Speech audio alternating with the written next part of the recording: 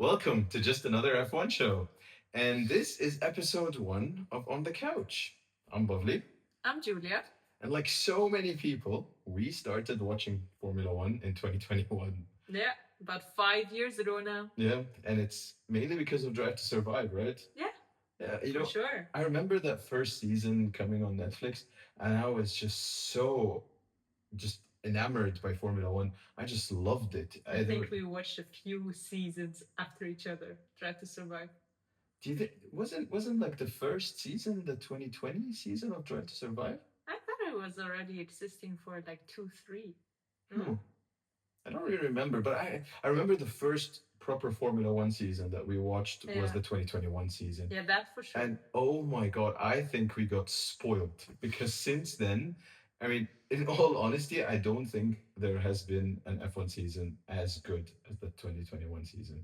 As exciting, you mean? Yeah, it was just great. It had everything. Right? That's true. I mean, Mercedes and Red Bull. Yeah. Lewis and Max just upping one another. Yeah, that season was just the best thing. And I think it just hooked me. And I have been riding the hype of that season till Ever today. Since. Yeah, like literally watching every single session, whether it's testing or free practice or the actual race. Quali, very important. It's kind of like a masochistic sport. You watch a race and it's the worst race you've ever watched, but you still show up next weekend and you watch every session. Because it can always be great. Right? No matter the previous session, it can always be great the next one. Yeah. So, like so many people, we really got into F1 because of Drive to Survive. But then the years afterwards, we've kind of started to watch less of Drive to Survive and more of actual Formula One. I mean, because if you're in the season and you kind of live it, you don't need to have a reminder of what happened if you've been part of it, kind of. And like kind of Drive to Survive lost its main unique selling point. It was always about going behind the scenes, going, like pointing that big boom microphone and the people not knowing that they're filmed, but kind of it became of a show, right?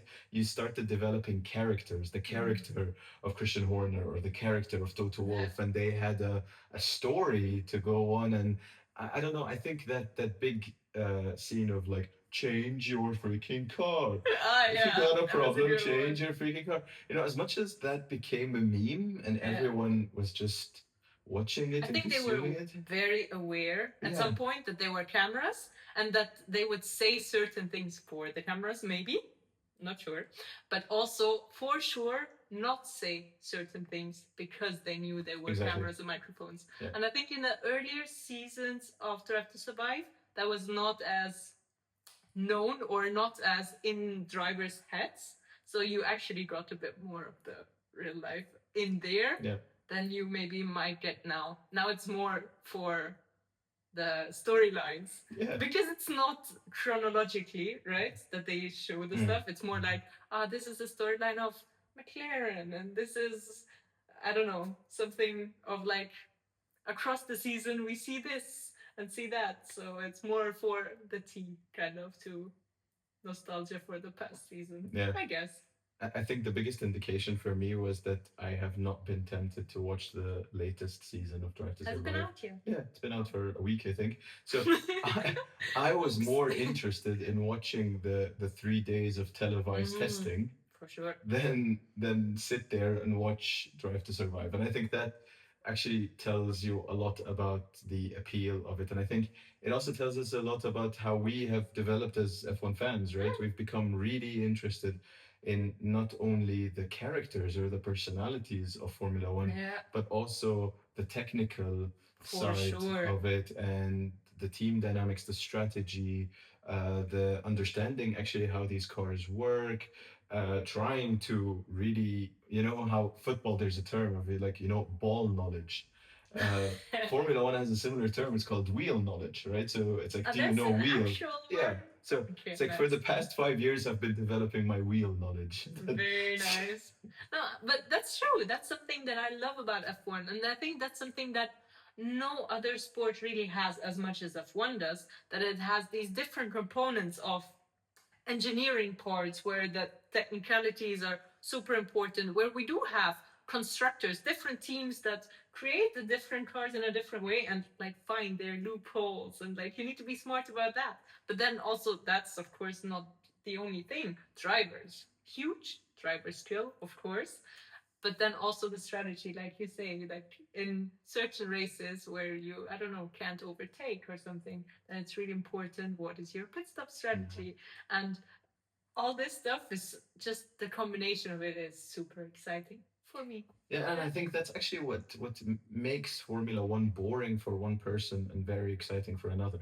If you look at it purely from a sporting perspective, there are a lot of weekends that could be really boring, right? Yeah, Because I think Toto Wolff had a big really statement when asked who is more important, is it the car or the driver? And it was like this. It was like put the best driver in the worst car, and he won't finish last, so he will finish around like P15, P14 time, right? But put the worst driver in the best car, he's not going to win the championship, but he will be on the podium a couple of times. Yeah. And in that Probably way, right. Formula One is very different from any other sport because it is unfair. That is the point of Formula One. Formula One, as much as it's a sport, it's also an engineering competition. Exactly. It's And not equal machinery. yeah, and engineering is not easy to make into a sport. So if you have the affinity to like spend some time with the engineering and try to have fun within understanding how these teams are interpreting the same book, and you look at it and you see different cars around, and different strategies and different everything, even though they're all following the same book, the same regulations, same formula, as it's called, right? Yeah, that's true. So in that way, Formula One is very interesting if you slowly get into the technical side of things, which I always found Formula One really. They never really market the engineering side. They want to market it purely as a sport.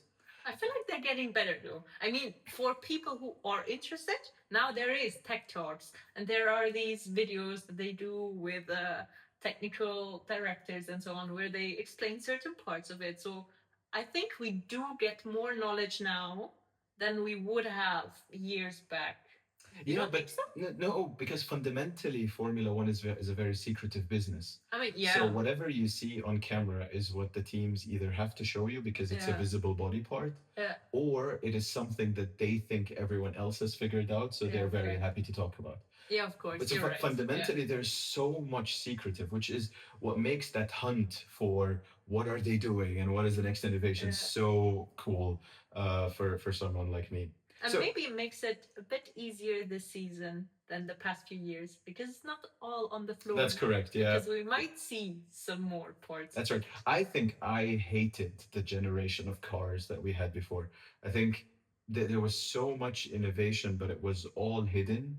And I think you didn't see a linear path of development. So you wouldn't see the teams bringing an upgrade, and then that upgrade basically meaning performance. Upgrades in a lot of cases meant they were getting slower. Yeah, I remember that when they were bringing updates and then taking them away again because they got worse for some reason. So we are recording this the night before the Australian Grand Prix of the 2026 season. And we have spent so much time watching testing and trying to understand what is actually in these 2026 cars. And they have been, I think they called it the biggest regulation change in the history of Formula One. They say so. It's the biggest because I think everything is changing at once. You have the power unit changing, you have the car changing as well. So lots of visible and non-visible parts. Yeah. So we're filming this on the eve of the race, and we don't know what's going to happen tomorrow in free practice or the Grand Prix weekend, right? Yeah, that's right. Yeah. What did I say? Race. On the eve of the I mean race week. It's race week. So and we don't know who has done good, who has done bad, but we're just gonna speculate because speculating is for free. That's and this true. is what we like to do. We like to speculate. So you go for it. Okay. Sorry. I need to have a quick check at my notes. We don't do this every day. But we're gonna start with a little bit of what is brand new in 2026. And I'm gonna start with brand new team. And the brand new team means we now have an 11th team compared to all the previous years where we've only had 10. And that is Cadillac. But the drivers are not so new. Checo and Bottas, which we've had in Mercedes and Red Bull before. So I think we all know the drivers. I think it's going to be exciting to see where they line up. They both have a lot of experience, so it should help the team a lot to like drive reliably. You know, they have the skills. They know they have the skills to drive them well and give their input, give their feedback. And so far, from what we've seen from testing, Cadillac actually didn't under-deliver. I mean, maybe some people might have thought, might have thunk that they uh, that they would struggle just starting from scratch into F1. They need to build everything from scratch, a new chassis, a new whole team. They basically need everyone new, and also they're not in the UK, are they? I think they actually have a really interesting operation because they are partially in the UK but also Okay. partially in the US Yeah. as well. And there's, of course, a whole new range of talented people that you have to recruit there because main operations are in the UK or Italy mostly, where all For these, Formula One in general. yeah, exactly, Yeah. where all Sorry. these F1 engineers are. So I think big big concerns were there for Cadillac in the beginning, but so far, from what we've seen in testing, it looks like they've measured up to it, and I'm curious to see their car running in the first race. So apart from the livery that I absolutely hate. I mean, it's quite empty, right? That's what it seems to me. No, it's the Why two-tone, you right? hate it? Because a Formula One car, like even in the regulations, they're symmetrical, right? So everything you do on the right-hand side, you do on the left. That is Formula One. So you can't have, for example, a body part on the left-hand side that is not on the right. But the livery of Cadillac is kind of like split down the middle with white on one side, and I think it's black on the other side. I just find that very confusing. New team, new ideas. Yeah, exactly. You know, I actually find the whole Cadillac story very, very impressive. It is not easy to set up a brand new team. Like the last time we've For had sure. something like this was Haas. And we can Yeah. look at Haas and how small of an operation Haas was for many, many, many, many years, right? So Haas got the engine from Ferrari, but the entire car was actually built by Delara. So it was designed by Haas, the team, but the actual constructing of the car was done by Delara. Is the Lara from a different racing series? Yeah, so Delara manufactures a lot of the Formula 2 cars as well. Okay. Right? Yeah. I think okay. Fred Vasseur was at some point owner of Delara or CEO of Delara. I'm probably going to be fact checked in the comments, but I think Fred Vasseur had some kind of relationship with Delara. But so Haas as a team was really small, right? So if they take all the approved components from Ferrari, so that is engine, gearbox, suspension, Yeah. and then Delara manufactures the chassis. Of course, they design it. Yeah. And I think when the cost cap was introduced, a lot of team members of Ferrari moved to Haas. So instead of being Oh, yeah, I fired, they remember moved to that. Haas. Yeah. Right? So, but when you look at Cadillac and how it's structured, I'm so fascinated. I've been following their YouTube videos, and they are excellent storytellers. I recently, Yeah, I'm not surprised to be honest. Like if you get some of that American marketing Yeah. spirits in, yeah, it's great. I watched that last video, and the emotions you can see on that team when they got the car fired up on Silverstone for their shakedown. And I was just so like, I was smiling. You could see like Graham Loudon, who is actually not new to Formula One. So a lot of the people there are not new to Formula One. Graham Loudon, the team principal, was a team principal of a team in the past. Like back in the day. Yes. So he has a lot of F1 knowledge and F1 experience, and you could see like the emotions, and they had to make everything from scratch. Of course, their engine is from Ferrari, and they have plans. I think it's by 2028 or 2029 to have their own engine as well for the Cadillac F1 team. But I am just, of course, that being said, they are gonna finish last, every You think race, so? probably. Like proper They last? are going to finish the season at least last. They are going to finish a big chunk behind everyone else. Yeah. We should not look at Cadillac this year and look at their performance. We should I mean, simply this is look at learning mostly, right? we should them. really look at them as to how they start the season versus how they end. Yeah. We need to see a Yeah. progression. Mm. That's the most important thing. So they are gonna start last. They are gonna struggle. Reliability looks learn okay. also. Reliability looks okay Yeah. with the Ferrari engine, but really they need to progress. It has to be visible progression. They need to be able to.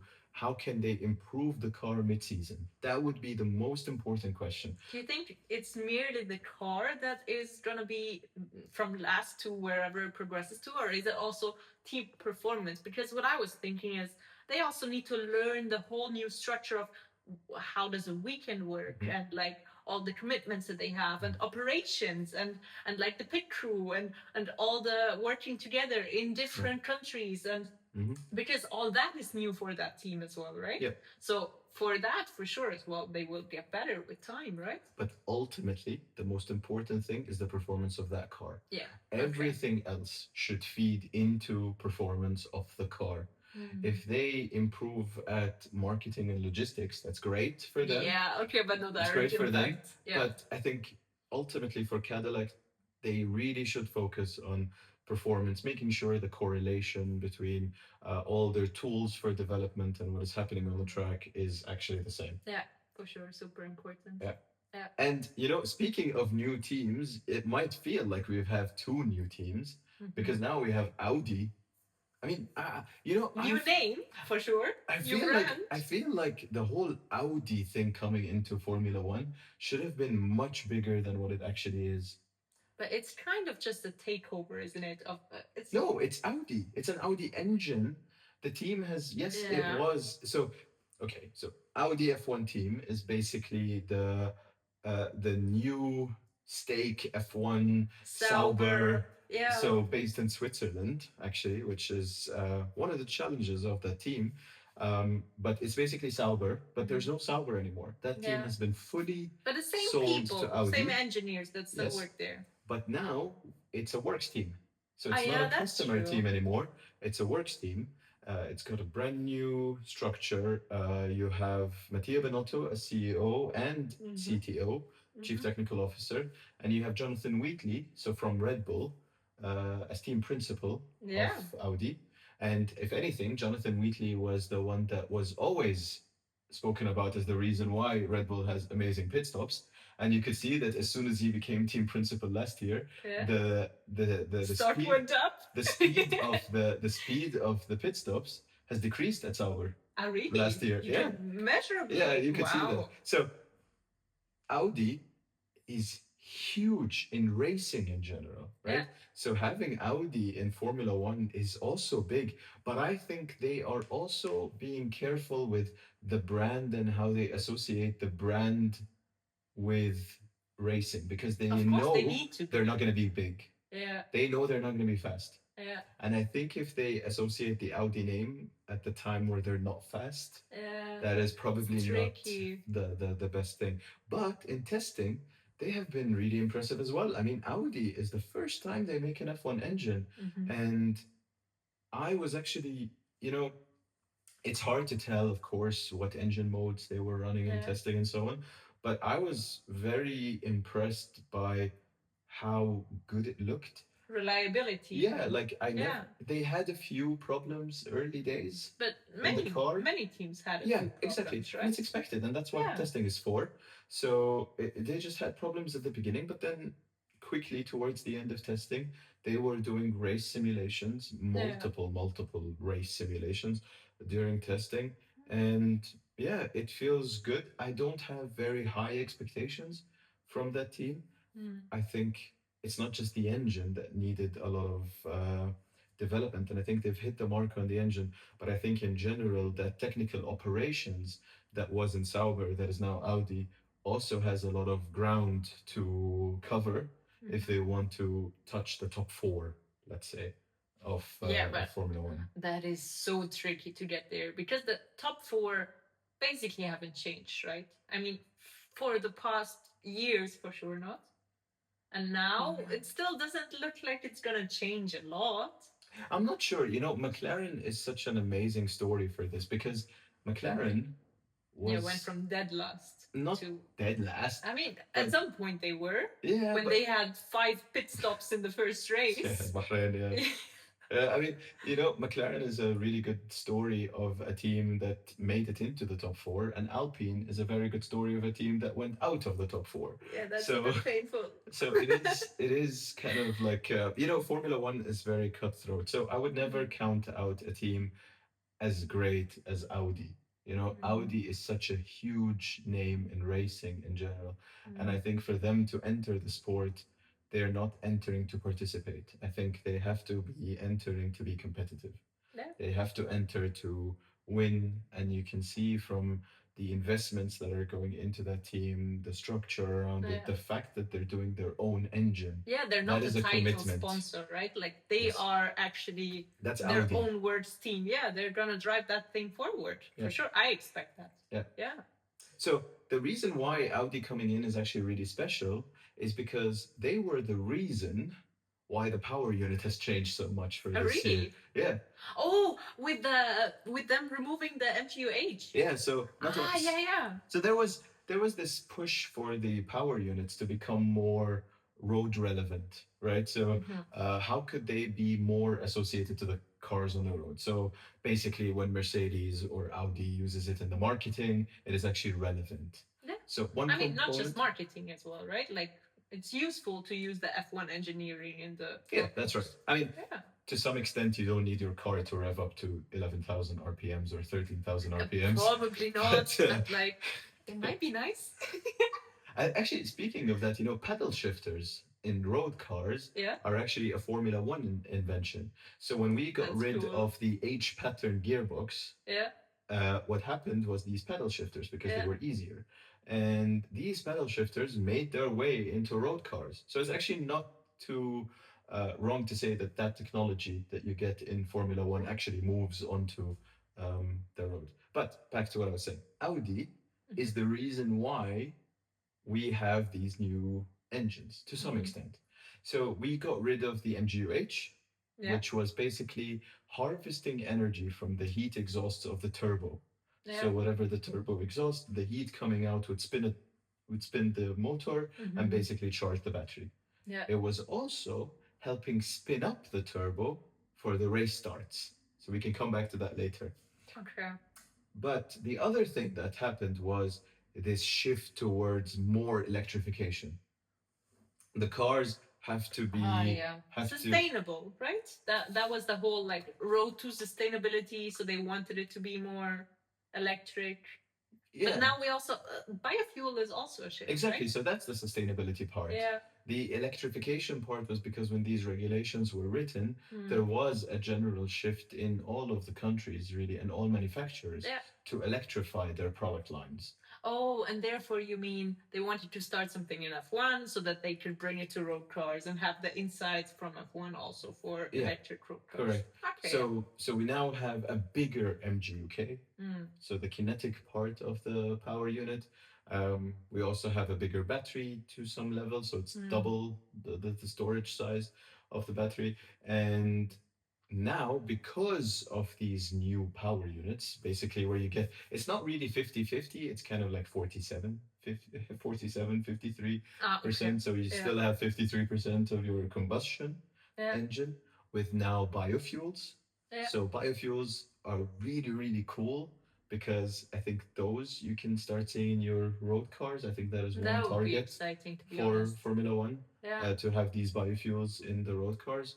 And yeah, so it's basically that you get these biofuels and in the combustion unit, and then you have the battery with the bigger MGUK.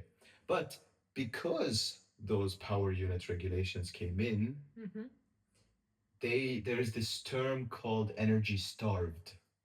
What's that mean? So energy starved is basically you have the car with a total amount of energy. Yeah. Right? So that's, you can say this is kind of like you have 1,000 horsepower car. This is what we Including always both had. the battery and the like combustion engine. Yeah. Okay. Yeah. So we've always had 1,000 horsepower. Even last year, it was 1,000 horsepower, Yeah. and this year it's 1,000 horsepower. The exact same. Correct. Total. So Okay. the total horsepower is the same. Now, last year you had a much smaller MGUK.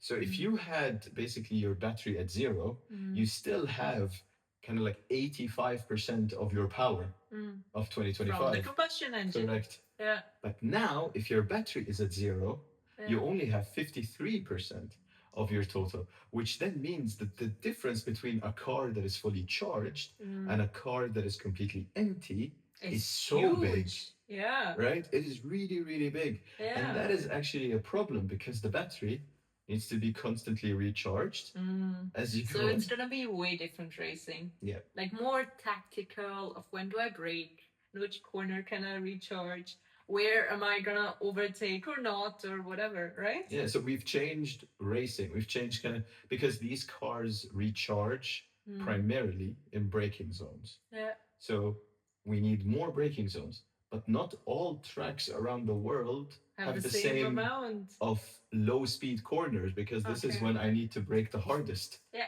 true. for them, right? If I'm going into a high speed corner, I don't need to brake.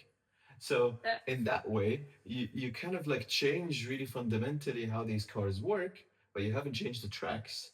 And therefore, really, we're going to see a lot of tailoring between the tracks. It's not going to be just the front wing and rear wing and kind of the ride height of the car. You're going to have to change the engine maps based on the track. Where are you recharging? How much are you recharging the battery? Yeah. How much are you using on the straights in terms of power? Because if you don't, you only have 50% of last year's performance. Yeah. So racing is going to be very different, and the cars are very energy starved, which then meant that because that engine is so different, the car has to be so different as well. So the chassis of the car has to be so different to support that change. So that on the straight, where now we need to be more aerodynamically efficient, right? And I think that's why they then added the different, they call it active aero now, right? That's right. But kind of like DRS, where we have the wing that opens, but not only the back wing, but also the front wing moves, so that it just has less drag. Is that right? That's right. So F1 cars, the big thing about F1 cars is that they have a lot of downforce. Yeah. So downforce is what allows these cars to go round corners at very fast speeds. It basically like sticks the car down. The problem with downforce is on a straight line, it creates a lot of drag. Slows you down. It slows you down. So then you don't want that. so this is why we had DRS. So DRS reduces the drag. That's why it's called DRS. It reduces the drag down the straight. The problem is because these cars have so much of their power coming from a battery, basically they have to waste that electrical energy to push the car, a draggy car, down the straight.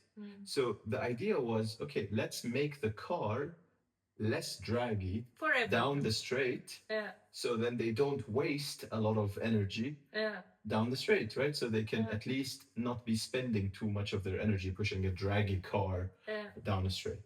And then they made it something that all cars need because all cars have it.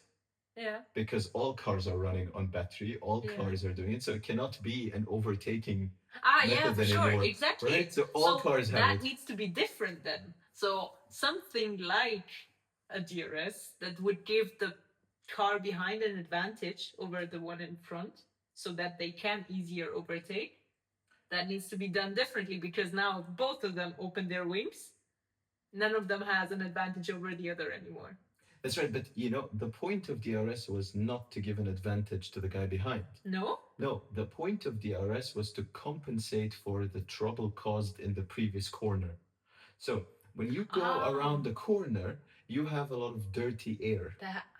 Right? So the car behind has a lot of dirty air. So the car behind loses a lot of its downforce, right? So when you exit the corner and you're onto a straight, the DRS should compensate for the loss you had in the previous corner. But this is so interesting that you think this way, because this is why a lot of people hate DRS, because a lot of overtakes can only happen with DRS these days, right? So on a long, long straight. exactly, if you have DRS, it's a guaranteed overtake, and then it's done, right? Yeah. Which made racing very boring, because then just wait for DRS and then take it. It wasn't compensating for that drop in downforce. It was actually giving you an unfair advantage down the straight. Yeah. Right? So instead of this now, we have a bunch of, oh God, a bunch of different battery modes now. That you're allowed to use only at certain times. So we have stuff called boost, stuff called overtake, and recharge, I guess. Okay. So which one do you want to start with? Let's go in order. Boost. Okay. So the battery is supposed to run at a nominal level. So there is a specific level that the battery operates in. Mm-hmm. At any time, the driver has a button on their steering wheel that they can press to get the maximum amount of power that the MGUK can offer, which is at the moment capped at 350 kilowatts, something like that. So this is basically that boost button. But if you click on boost, and you can totally imagine this, if I need more power, it depletes the battery faster.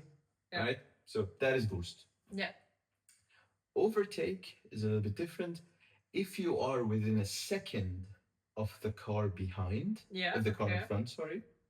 Yeah. And there's only one detection zone now. So you only need to be within a second once in the whole lap. Okay. Then for that next lap, you are allowed to recharge your battery more than the guy in front. Which doing the same thing. The guy in front cannot recharge the battery to the same level as you. You can recharge it a little bit higher than the guy in front. Okay. Which then means you have more battery, which means that if you click on the boost button, you will basically have power for longer, because you have a bigger battery. Exactly. Yeah, okay. That's overtake. Yeah. Right? And you mentioned active aero. Should we talk quickly about the car? Like, it's shorter as well, right? Yeah. Is that more aerodynamic as well? To have it like shorter, and therefore the nose is more curved upwards, and it's a bit smaller, so it's like less overall area for the wind to get on. The tires are a bit thinner, is it, right? Because the same circumference, but a bit thinner. So it's just all a little bit more, I was almost gonna say retro. Like, it looks a bit more like cars used to look before they just grew and grew and grew. And it's not a lot. Like, they always say, like, they mention it in millimeters so that it sounds bigger. It's a bigger number in millimeters. But it's basically, it's, what is it, 10 centimeters? That it got kind of shorter and thinner. And to be honest, it makes a difference. If you look at it, you can clearly see it, that it looks super different. Just by the shape of the car. I actually really like the shape of these new cars. Yeah, me too. Right? Yeah. And actually, nice. Fun fact. So, the world record of pit stops is 1.8 seconds. Okay, that was done by McLaren sometime last year or the year before. I thought even the year before, maybe. I'm not sure. So, these new tires, as you said, they're narrower, right? So they're lighter. Ooh. And the cars are lighter as well. So the cars are lighter, which means that the front jack and the rear jack have to do less work. Yeah. The tires themselves are a lot lighter. Yeah. So using the same procedures, they should, in theory, be quicker. So that would be something that we should look at. And I was watching a video the other day of one of the team principals. Well, it wasn't the team principal talking, but someone interviewed the team principal, and apparently they have broken that record internally a couple of times during practice. In training? Yeah. So this is something to look forward to. How quick can you get? It was already at 1.8 seconds. I know, right? Yeah. It's still 4 wheels and needing to inject it up and down. And, oh, whoa. Okay. Yeah. I mean, that is perfection at some point. Yeah. But that's cool. So, there have been a lot of changes in the winter season, I would say, right? On a personal level, you want to go into? Or do you want to first start about, like, which drivers are not there or new. I mean, basically we covered Cadillac, right? So it's other than that, it's just Arvid. It's yeah, just Arvid Arvid Lindblad. Lindblad Yeah. We don't know instead much of you. about him. I think what we heard is just that he's so good and so great and amazing. But I guess we'll see Yeah, for sure. how good he's gonna be. Okay, so professional ones are covered. Um, and then we have some personal ones to satisfy all the F1 girly thoughts. And I think it needs to be mentioned. There's a few things that happened. First of all, very recently, Charles Leclerc got married. Very, very recently. Very recently, Right. was driving a beautiful Ferrari around Monaco. That That looks really nice. old timer, really nice. And we have some news on Lewis having a new partner. I think we're gonna maybe see Kim Kardashian in some of the garages next year in Ferrari. Curious about that. And apparently, I'm not sure that's true. Lando and Kimi are both single, so they can now focus better on racing in this season. I guess. Kimi world champion. Your best bet. I think what are the odds? He was like fourth in betting odds. I think the first one is Max. No, the first No. one is George. Yeah, that's Then it's right. Max. Then it's Leclerc, or I think then I it's think Leclerc has high odds. and I as think well, it's yeah. Lewis, And then Kimi. and then Kimi. No, I think Lando is in there somewhere as well. No, I thought even Lando and Oscar are below Kimi. all of the like it's the Mercedes and Ferrari and Max. Yeah. And then it's the McLarens in the betting odds. Yeah, I'm not As sure. far as I remember, but also, yeah. So those are the updates I think that I am aware of, that my feed was aware of. I actually saw an interview today, the preseason interviews of the Thursday Thursday's the Press media day. conference. No, Thursday's media day, right? So Ah, they yeah. just talk. Yeah. And I saw a clip of Leclerc. He looks really happy, and I'm really happy for him. I think I'm very parasocial. Happy family with the little with dog. the little dog That's as well. everywhere. Yeah, I love it. The pictures were really nice, and I think Yeah. the car was absolutely beautiful. And just driving that nice retro Ferrari down the streets of Monaco are really, really, really cool. Uh, yeah, so I'm really That's happy for for him. sure. He's a good guy, so he's really nice, and I really like Leclerc as a driver. I think Leclerc is in my top two drivers in Formula One at the moment. Yeah. I think Leclerc goes a lot underrated.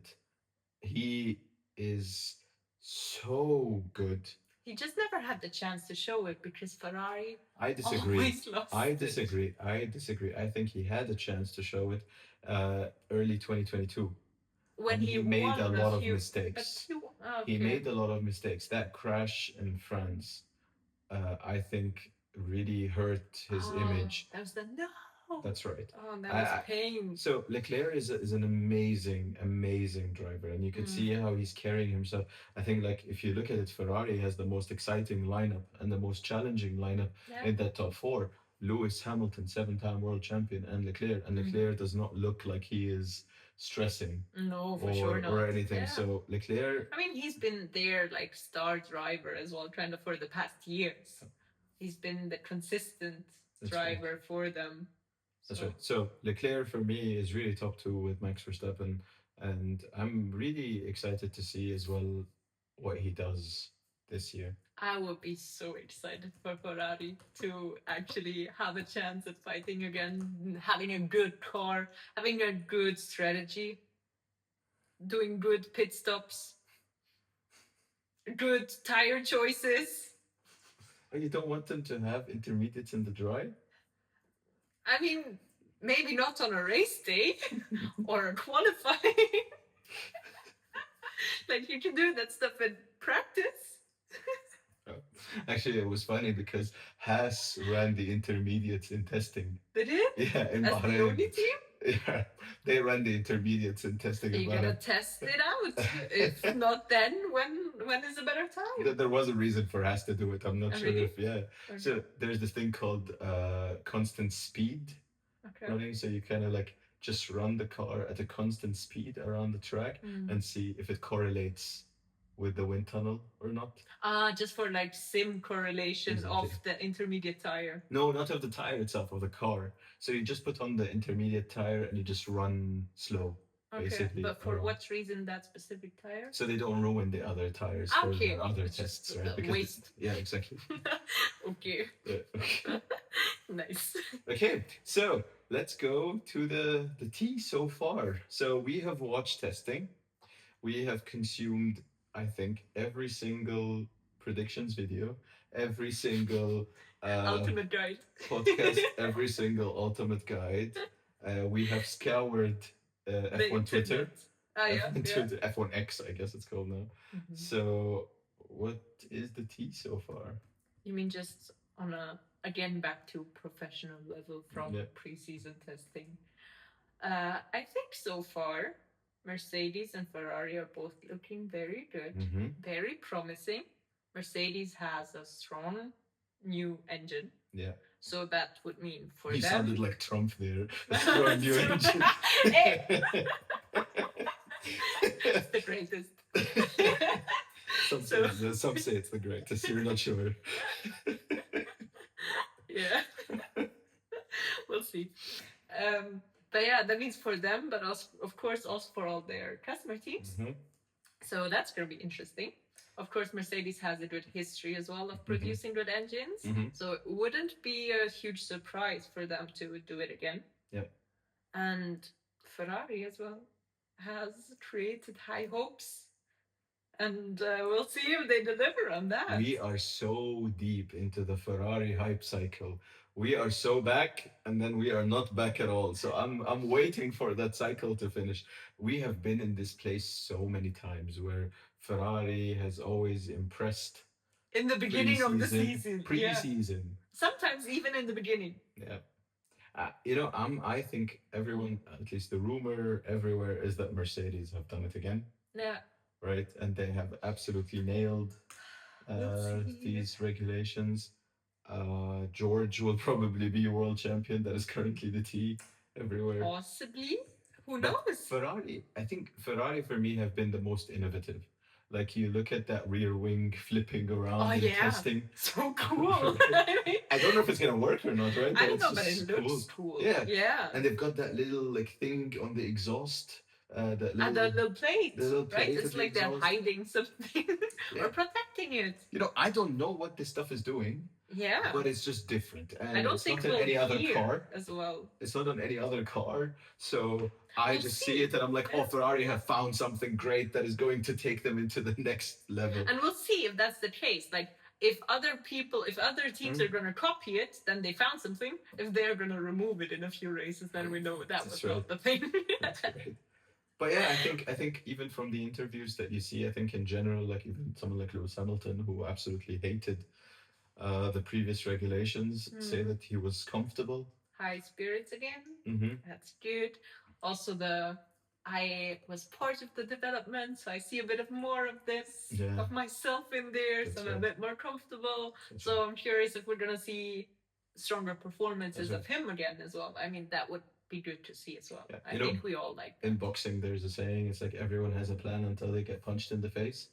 And I think in Formula One it is very similar. I think it's very easy to have your hopes up high in testing and preseason, but really until that first race, we're not gonna know if Mercedes really have done it or Ferrari have a good car. But at the moment, they are the two teams that people say are 1 and 2, kind of. Yeah. Mercedes and Ferrari. Mercedes being 1 and Ferrari being 2. Now, in another place, Red Bull. Yeah, people were speculating. So impressive. So impressive. Now, let me take him. Red Bull is an existing team, but their power unit is not. This is Red Bull Powertrain. So this is a brand new engine. For the first time, right? It's for the first time in F1 that Red Bull has a brand new engine. And this is not, so this is then becoming a works team, but becoming also an engine manufacturer, which is incredible. This is on the same level as Audi, being a new engine. And Yeah. you look at where Audi is stacking at the moment Yeah. and where Red Bull Powertrains is stacking in the top four, Mm-hmm. and you just realize how impressive that Red Bull Powertrains project is. Yeah. 3 years ago, that project did not exist. But do you think you made it a little bit easier maybe for them that they had quite some talent from Honda staying over in Yeah, sure. powertrains? And even from Mercedes as well. So they went Yeah. really aggressive hiring people from other engine manufacturers.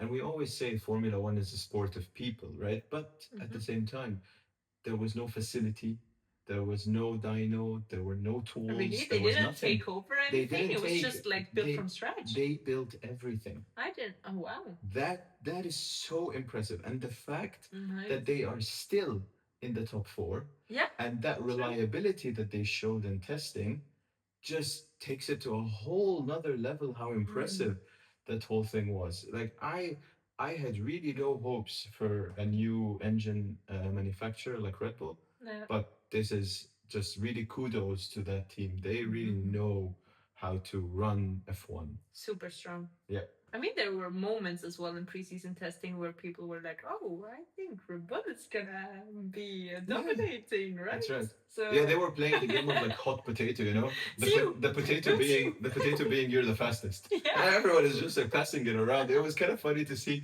like every with the drama of the compression ratio thing that Yeah. was happening. Every single Mercedes team was saying that Red Bull was the fastest, but no one else was saying Red Bull is the fastest. It was only the Mercedes teams. So Oh, I wonder why. I wonder why as well. So moving on. Yeah, another one that also developed quite well throughout testing is Alpine, which is actually interesting to see them doing a bit better again. I think they've had a few ups and downs over the past seasons, a few changes in drivers and team personnel and at the top and in between. So yeah, I think they've restructured, I guess, quite well, looking at now the results of development throughout it. So Well, they're the most improved team because it's probably not so difficult to improve from last. Yeah. Which is what they were last year. But I think that team for me has completely run out of excuses.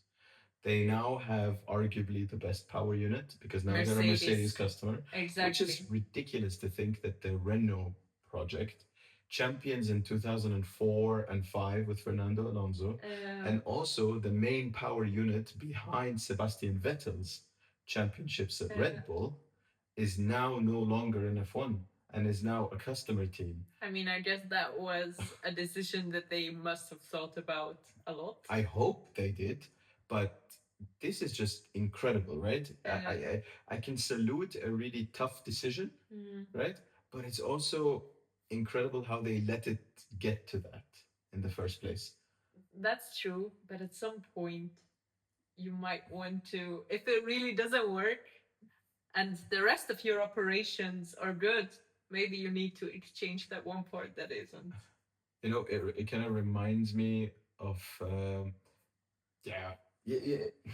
It's just really sad. I think Renault was a good manufacturer in F1, Yeah. and it's just sad to see that they're not an engine manufacturer anymore. Yeah. But that means that now the pressure is on because they cannot blame the power unit anymore, which is what they were doing. Yeah. The past regulation era, I remember Otmar Safnauer was saying that they are 25 horsepower under any other car, which is why they're not competitive. Yeah. And yeah, so they don't have an excuse. They have the funding, they have the power unit. They do. They most definitely. They have the facilities, they have the people. Because Enrico Cardile is now in.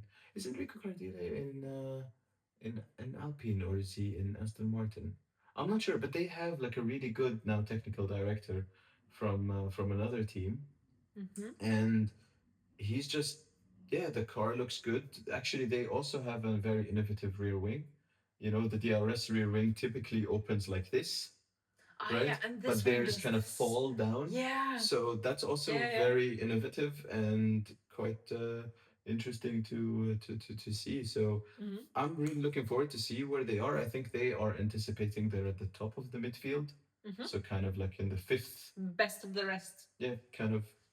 That's where they are aiming, and I think that would be a huge success if they For end sure. there. From last to fifth. Yeah. Out of 11 teams now. I mean, that is better than half of the grid. Yeah. And the last team that we really should talk about. Yeah, really. Lots to talk about. Yeah.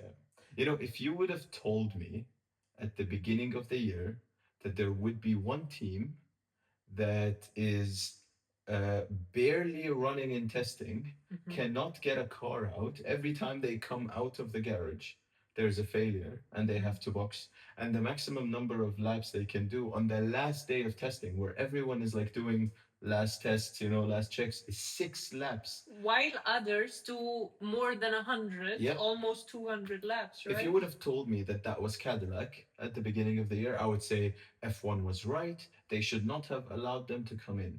But that actually, that team is the most invested team out of everyone. They have freaking Adrian Newey on board.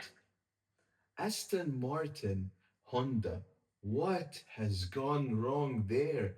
They don't look anywhere near the top. They don't look anywhere near competitive.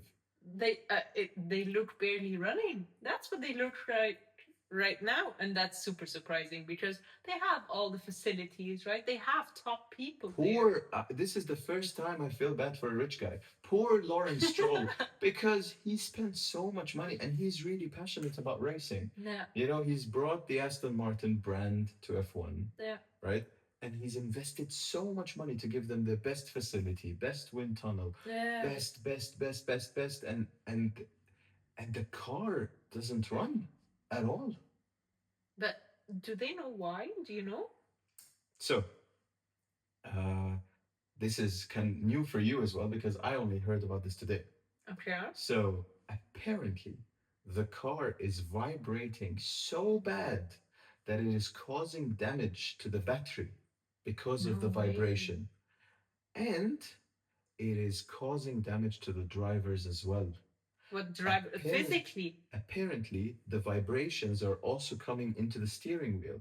So Adrian Newey today in the press conference was saying that Fernando Alonso and Lance Stroll are risking permanent nerve damage. Oh my God. From this.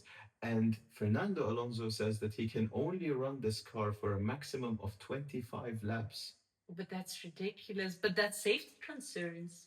And Lance Stroll says, because you remember Lance Stroll already injured his hand. Wrists, yeah. So he said he can only run it for 12 laps or 15 laps, something like that. So the vibrations are mainly coming from the engine and the MGUK. So you can pretty much now see the same situation happening that was with McLaren Honda. McLaren at the time was saying their car is great and it's Honda's power unit that is not good. Now, Aston Martin today, Adrian Newey was saying that he thinks the chassis that they built, so the Aston Martin car, is the 5th fastest. And they already have a lot of developments coming in. You remember when we saw that Aston Martin for the first time, it looked so different to anything else we have seen. Yeah, right? I mean, when they first went to testing late in Spain, it looked so good. And Adrian Newey is saying it's the 5th fastest chassis. But of course, they're not 5th. Everybody was expecting as well big things, to be honest. I mean. And now, basically, because, or at least according to Aston Martin, because the engine is not good enough, they basically cannot run the car competitively. But they're tied to Honda, right? Like they cannot just say, "Oh, I want to switch to some other supplier now that is allowing me to, I guess, drive safely and be able to drive." Yeah, I think you have to think strategically about this, right? It cannot be a short-term look into it. So, of course, if you want to win tomorrow, you'll go with the best engine. Yeah. But there is a big advantage to being sort of a works team. That's what Red Bull went for. I mean, I understand. Having it, because I think there is an unfair advantage now for works teams in these next regulation era. I think works teams will have a bigger advantage than customer teams. You say this, but in the last regulations, we've just had the proof that a customer team can win. Yeah. I mean, McLaren had a Mercedes engine and still McLaren won, not Mercedes. Yeah, but I And think those engines were the same for a very long time. Now so these engines have been the yeah, same since pretty much 2014, yeah, right? So there's not really a lot of development going on there, but these engines are brand new, and I think there is an advantage of having PU and chassis integrated into the same team, which is yeah, why you saw Aston Martin go down that Honda yeah, route, Red Bull go towards being a yeah, customer team, Audi being a works team, yeah, along with the existing Mercedes, Ferrari, and Cadillac also having plans to become a works team. yeah. There is an advantage to becoming a Although works they team. need to provide the same level of Yep, engine specs, whatever, at the like, there's not an A and a B spec for that's right. your own and your customer. That's right. But there is a lot of learnings that you do when you're developing co-development, especially with Yeah. the It's like integrated hardware and software and correct. whatever. Exactly. Yeah, Yeah, okay. that's right. So Yeah. Aston look like they are absolutely. I feel so bad for the team at Aston Martin. They have put so much effort into this car, and I can only imagine what it must feel like Yeah. for the people working there. You know, Yeah. like you are like, yes, we have Fernando Alonso, we Yeah, have Adrian exactly. Newey, we have all It this really seems money. like he cannot win. Like he even got Adrian Newey now. Yeah, But still.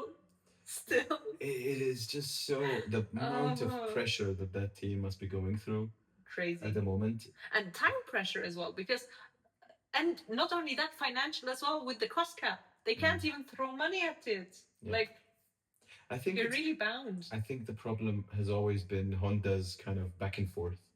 They said they're leaving And then the they came sport, back. and then they came back. But when they said they're leaving, a lot of the staff that was working Left to Red Bull. left to Red Bull, Yeah. right? Because they were Red Bull Honda, right? So Yeah. it was there. So they went and joined Red Bull Powertrains. Yeah. And then actually, Red Bull Powertrains was created because Honda was leaving. Yeah. So there was no Red Bull Powertrains before. It was not even an idea.